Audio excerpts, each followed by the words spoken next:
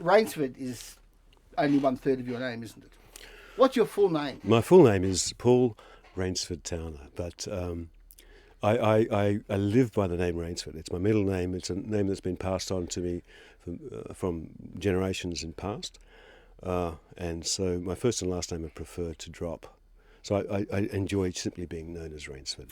Now, you are the director of Chapel of Change Dance Theatre Group. Film, theatre and dance, yes. Okay, and you have made a number of films, but the film that we are here to talk about is Mother Mary, Sex and Death. Indeed. Which you made in 2012. That's correct. And which you intend as what? Describe the film. What's the film about? The film is about Mother Mary, Sex and Death. It includes actual sex. It includes the death of my mother. It includes the relationships of a man and a woman and a director of the film. So it turns itself back onto me in many ways, who has made a film about Mother Mary, Sex and Death. That embraces it in a nutshell. It's a very expansive film. You can take many directions of discussion out of this film around grief, to be with the dying. You can take discussions out of this film about sexuality, male identity through sexuality in this film, how the male relates to mother and lover. You can take directions around what it is to be filming your lover with another man on the beach. You know, there's a scene there, extensive scene in that level. So the layers of this film are very dense. It's a humble work in many ways. It's driven by such intimacy, and but it remains very humble work in the scale of what filmmaking is these days. This film features two of presumably the most important women in your life. Well, indeed. Since you've had a daughter, two of the three most important women in your life. Thank you. Your partner, yes, Mary Salem, correct, who's been a dancer with Chapel of Change pretty much since you started in 1992. No. Mary came into the company in about 90. She would know better than I, but my memory is around 96 she came into the company, yes. Okay. And your mother. And my mother, yes. You chronicle the final days of your mother in this film. I'd like to know what was behind your decision to chronicle your own mother's death in an artistic work. Yeah. Now, Jim, that's a really important question because it relates to how we feel about this film, in how it feels like it's been it's emerged through us rather than us having made it. I never made the decision to make this film. It fell upon me when, by surprise, I was sitting by my mother's side as she was dying, and I had a camera there. And I started to film her breathing, and I thought to myself, I didn't know why I was filming her breathing, but it became compulsive. I could not stop filming her breathing. In her lucid moments, we talked about it. She thought it was quite humorous. She had a dry sense of humour. She found it quite humorous that I was there as a filmmaker, knowing her son, filming her last days. She knew she was dying. And at the end of that period, after Mary and I had buried her, we came back to Melbourne with 10 hours of footage. What do you do with that? Well, you can put it on the shelf and pretend it's not there. You can try and forget it. You can destroy it, but you can't do that. Or you can decide to do something with it. And as artists, we like to live our lives unafraid of judgment or criticism. I personally like to live in the light of authenticity and personal truth. So with that in mind, we decided to make this film and to use that footage as a central inspiration for what has become Mother Mary, Sex and Death. Hard question. How do you respond to people who, rather than say, what a beautiful way to eulogize and in some senses immortalize your mother in a work of art, those who would say, what a monumentally tasteless thing to do, how could you do that, How do you respond to people who might say such a thing? I see that response in itself as being a part of our denial in this culture around subject and conversation of death. People who work in palliative care, people who are in the whole paradigm of living with the dying, understand the film in a very deep way.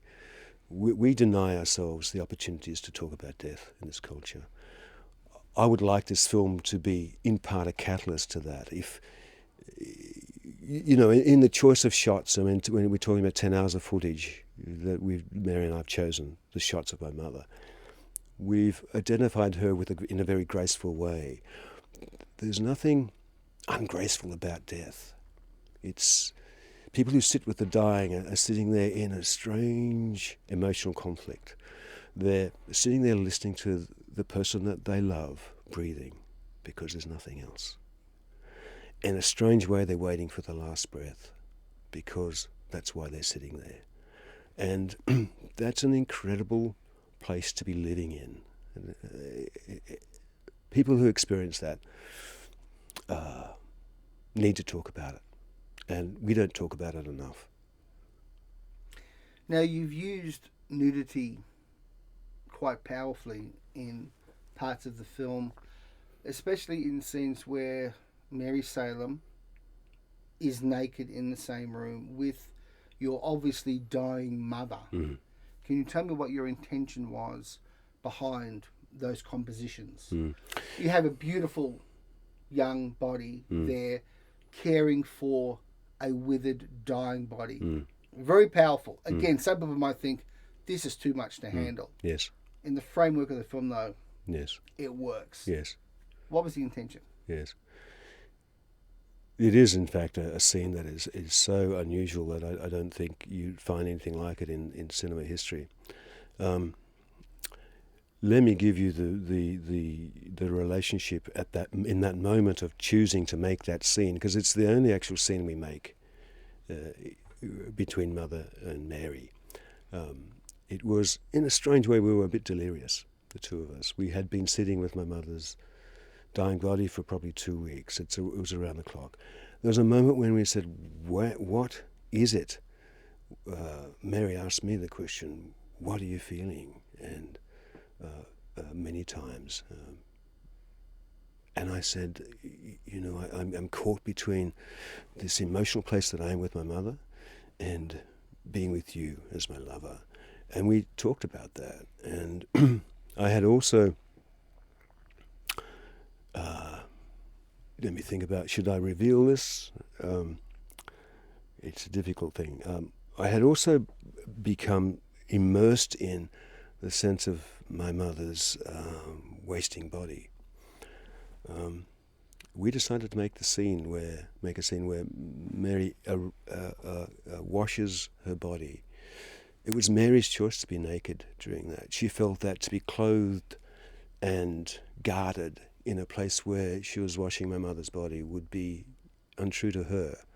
She chose to be naked. She chose to walk into that room on camera and be with my mother, woman to woman, in a most vulnerable and open way, and simply wash my mother's body in a very sacred, ritualistic way. Now, we have a great opportunity here because I have before me a respected veteran artist, and we have the issue of real sex on film and the eternal argument of pornography, erotica, and art. Mm. You've used real sex in this film. Mm-hmm. You know that you could have simulated it quite vividly without actually staging the real sex. Mm-hmm. Why does an artist choose to have real sex in his film? Mm. There's a real death. It began with a real death. If we were going to work with sexuality in any way, it also had to be actual. We couldn't see any other way. In the end, of course, it was Mary's choice, and she chose Juba, who is a beautiful, gracious, open, loving man, to be her lover on the beach. It's important, It's interesting in the Q&As. I mean, when it premiered in the Vladivostok Film Festival, it was a sensation. We had the Q&A. What year was this? That was in 2012. Okay, that was the year the film was made. That was the year the film was made, and at the Vladivostok Film Festival, they'd never had a Q&A like it. The people who stayed behind for the Q&A, there were hundreds. The theatre sat about 500 or 600 people, and it was full. They had walkouts, though, so it polarised the audience. I would say 100 people walked out, leaving still hundreds there to watch it, and they were so engaged through the film. The Q&A went on and on and on until 2 o'clock in the morning. The theatre manager came sort of walking and said, "We've got to stop this." I walked outside and there were people in tears still wanting to talk about the film. Nobody, not one single person, talked about the sex scene as being pornographic. So the word pornographic is an interesting one, isn't it? And we can open up a discussion, a debate about that in itself. But in this film, what have we got? We've got two people on a beach making love. And it's actual, the camera's not shy. We see them clearly making love. Penetration, erections are there. But with that, it's on a beach, we have pulse, we have my mother's breath through it, we have a sense of the beach, we have Mary's yogic breath intermingled in that. And from that scene, we cut to a shot of my mother's abdominal pulse, a close shot of her body. And it's a contemplation shot. Some editors will go, "Oh, okay, we got that, let's move on." This shot makes you contemplate that moment. You've come out of a strong sex scene, it's a long sex scene, and then you're with a dying woman. You're contemplating her abdominal pulse, but the shot demands that you also see the landscape of her body, and that landscape relates back into the sex scene. And so I think that's understood. It's ambiguous in a way, but I like ambiguity on those levels. It allows us to find interpretation. But your basic point appears to be the classic one, and that is it is context and intent. Yes, that thank you. distinguishes Yeah, absolutely. pornography from erotica. From Very true. I would agree with that totally. Yeah, I mean, yeah, again, yeah, for the yeah. record, in your mind, what is pornography? I think the intent there is pure titillation. Right. Yeah. And That's fine. I have no judgment about pornography, but your intent there is I'm going to make a film that is just titillation. Right. Yeah. Now, I'm very keen to know about your intentions with the life of the film and how you want it to be seen. You don't want it to be subject to a regular release. No. You don't want it out on DVD. You don't want it online. No. Can you just tell me a bit about your intentions there and why? Yes, and that means that these 3 screenings coming up are pretty precious, because they will be the only opportunities to see this film in a cinema with an audience. That choice is in some ways very easy, because it's such a personal, intimate work. We want to share that intimacy with an audience. We don't want to cold sell the film through DVDs and online. It's not that sort of work. We come from a theatre background, essentially, so to live with our audience is in our DNA. So the approach to this film is very much as we would approach a live work. It's important for us to share and be available to people when they've seen this film, to ask us questions about it. That's the richness that this film offers. It offers the experience in Vladivostok taught me that. People want to talk about it. They want to talk about it to the makers of the film, because there are many questions for them. And I think that's a beautiful thing. I love that. So in a real sense, the 89 minutes of film that exists is incomplete without you and Mary Salem talking about it afterwards, responding to questions from a live audience. That's the way we've chosen to present it, yes. And I think you're right. I think, I mean, to embrace it that way, I would agree, yes. And what is the life of the film? Obviously, you're not just going to show it 3 times at the Nova and then burn the negative. What is your intention with the film? To screen it every 3-5 years? What's your plan? We're still learning about that. We're still learning about how to actually promote it and get it out there in that context. It's been interesting to observe how the cinemas have promoted it on their sites. They've taken our promotional material, but they've edited it down to be a lot softer and middle ground. You know, they've taken words like actual sex and actual death out of their promotion, and they've kept it in a fairly sort of tame frame. I understand that choice. But we look at that and go, okay, well, why are they doing that, and how what have we got to learn from those approaches? So we're still learning about it. It's an independent film. We don't have a budget to go out there and spend lots of money on advertising. So, you know, for me, independent films are made by people who pull the bread off their table, you know, to make them. They're not, you know, some people think an independent film is something that's just not made by a major studio, and you know, but that could be still millions of dollars. So to answer your question, we're still learning. We're trying, and the expectations, therefore, are ones that we are open to coming to us. So if somebody says, we'd like to show your film, blah, blah, blah, and please come and do a Q&A, we'll be there.